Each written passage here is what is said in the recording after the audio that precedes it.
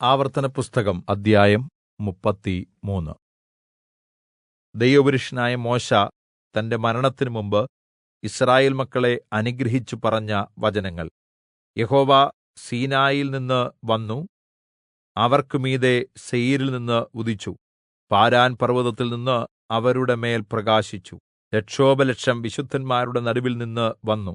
അവർക്ക് വേണ്ടി അഗ്നിമയമായ ഒരു പ്രമാണം അവന്റെ വലങ്കയ്യിൽ ഉണ്ടായിരുന്നു.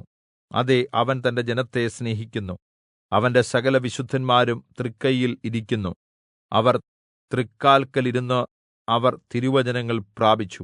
യാക്കോബിന്റെ സഭയ്ക്ക് അവകാശമായി മോശെ നമുക്ക് ന്യായപ്രമാണം കല്പിച്ചു തന്നു. ജനത്തിന്റെ തലവന്മാരും യിസ്രായേൽ ഗോത്രങ്ങളും ഒത്തുകൂടിയപ്പോൾ അവൻ യെശൂരിന് രാജാവായിരുന്നു. രൂബേനെക്കുറിച്ച് അവൻ പറഞ്ഞത്, രൂബേൻ മരിക്കാതെ ജീവിച്ചിരിക്കട്ടെ, അവന്റെ പുരുഷന്മാർ കുറയാതിരിക്കട്ടെ. യെഹൂദയ്ക്കുള്ള അനുഗ്രഹമായി അവൻ പറഞ്ഞത്, യഹോവേ, യെഹൂദയുടെ അപേക്ഷ കേട്ട് അവനെ സ്വജനത്തിലേക്ക് കൊണ്ടുവരേണമേ. തന്റെ കൈകളുടെ ശക്തിയാൽ അവൻ പോരാടേണ്ടതിന് ശത്രുക്കളുടെ നേരെ നീ അവന് തുണയായിരിക്കണമേ. ലേവിയെക്കുറിച്ച് അവൻ പറഞ്ഞത്, നിന്റെ തുമ്മീമും ഊറീമും നിന്റെ ഭക്തന്റെ പക്കൽ ഇരിക്കുന്നു. നീ മസ്സയിൽ വെച്ച് പരീക്ഷിക്കുകയും മെരീബ വെള്ളത്തിനരികിൽ മത്സരിക്കുകയും ചെയ്തവന്റെ പക്കൽ തന്നെ. അവൻ അപ്പനെയും അമ്മയെയും കുറിച്ച് ഞാൻ അവരെ കണ്ടില്ല എന്ന് പറഞ്ഞു. സഹോദരന്മാരെ അവൻ ആദരിച്ചില്ല, സ്വന്തം മക്കളെന്ന് ഓർമ്മിച്ചതും ഇല്ല. നിന്റെ വചനം അവർ പ്രമാണിച്ചു, നിന്റെ നിയമം കാത്തുകൊള്ളുകയും ചെയ്തു.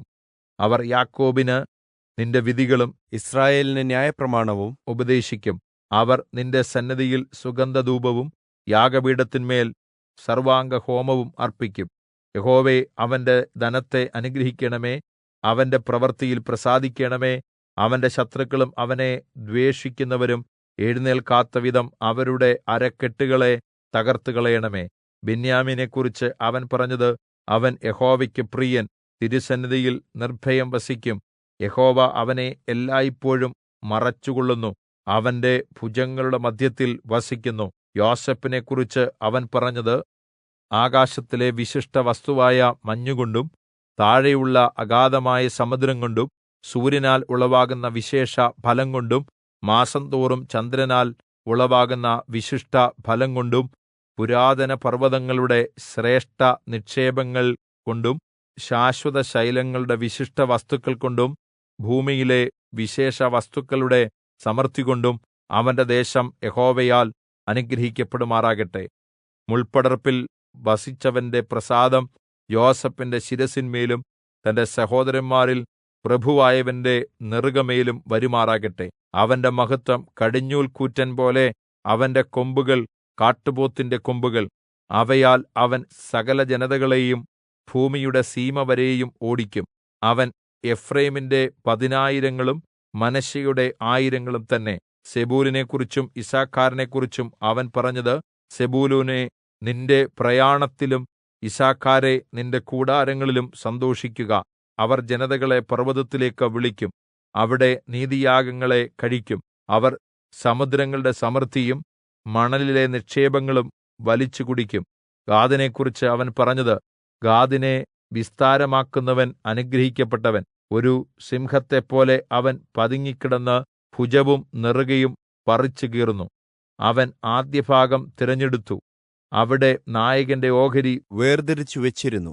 അവൻ ജനത്തിന്റെ തലവന്മാരോടുകൂടി വന്നു, യിസ്രായേലിൽ യഹോവയുടെ നീതിയും അവന്റെ വിധികളും നടത്തി. ദാനെക്കുറിച്ച് അവൻ പറഞ്ഞത്, ദാൻ ബാലസിംഹമാകുന്നു, അവൻ ബാശാനിൽ നിന്ന് ചാടുന്നു.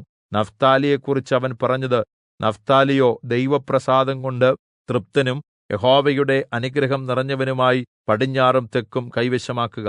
ആശേരിനെക്കുറിച്ച് അവൻ പറഞ്ഞത്, ആശേർ പുത്രസമ്പത്തുകൊണ്ട് ഏറ്റവും അനുഗ്രഹിക്കപ്പെട്ടവൻ. അവൻ സഹോദരന്മാർക്ക് ഇഷ്ടനായിരിക്കട്ടെ, അവൻ കാൽ എണ്ണയിൽ മുക്കട്ടെ. നിന്റെ ഓടാമ്പൽ ഇരുമ്പും താമ്രവും ആയിരിക്കട്ടെ, നിന്റെ ബലം ജീവപര്യന്തം നിൽക്കട്ടെ. യെശൂരിന്റെ ദൈവത്തെപ്പോലെ മറ്റൊരു ദൈവമില്ല. നിന്റെ സഹായത്തിനായി അവൻ ആകാശത്തിലൂടെ തന്റെ മഹിമയിൽ മേഘാരൂഢനായി വരുന്നു. നിത്യനായ ദൈവം നിന്റെ സങ്കേതം, കീഴെ ശാശ്വതഭുജങ്ങളുണ്ട്. അവൻ ശത്രുവിനെ നിന്റെ മുമ്പിൽനിന്ന് നീക്കിക്കളഞ്ഞു. സംഹരിക്കുക എന്ന് കല്പിച്ചിരിക്കുന്നു. ധാന്യവും വീഞ്ഞുമുള്ള ദേശത്ത് യിസ്രായേൽ നിർഭയമായും യാക്കോബിന്റെ വാസസ്ഥലങ്ങളിൽ ഉള്ളവർ തനിയെയും വസിക്കുന്നു. ആകാശം അവന് മഞ്ഞുപൊഴിക്കുന്നു.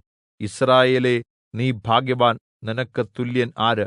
യഹോവയാൽ സംരക്ഷിക്കപ്പെട്ട ജനമേ, അവൻ നിന്റെ സഹായത്തിൻ പരിചയും നിന്റെ മഹിമയുടെ വാളും ആകുന്നു. നിന്റെ ശത്രുക്കൾ നിനക്ക് കീഴടങ്ങും. നീ അവരുടെ ഉന്നതസ്ഥലങ്ങളിൽ നടകൊള്ളും.